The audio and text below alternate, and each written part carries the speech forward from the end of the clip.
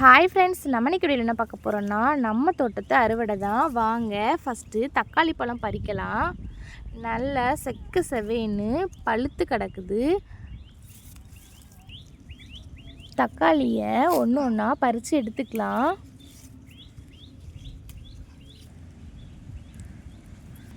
நல்லா பழுத்திருந்த தக்காளி பறிச்சாச்சு. அடுத்து நல்லா கனிஞ்சு பழுத்திருக்க டிராகன் பழத்தை பறிச்சுக்கலாம். இயற்கை உரங்கள்லாம் போட்டு வளர்ந்த செடி நல்லா செக்க செவேன்ட்டு பழுத்திருக்கு பாருங்கள். நல்லா பழுத்திருந்த டிராகன் பழத்தையும் பறிச்சாச்சு. நல்லா நிறம் வந்து கிடக்க செடியையும் பறிச்சுக்கலாம். அடுத்து கொத்து கொத்தாக காய்ச்சி கிடக்க மிளகாவையும் பறிச்சுக்கலாம். நல்லா வாசமாக தழுத்து நிற்கிற புதினா நமக்கு தேவையானதை பறிச்சுக்கலாம். அடுத்து நல்லா பழுத்து இருக்க ஸ்டார் கொய்யாவை பறிச்சுக்கலாம்.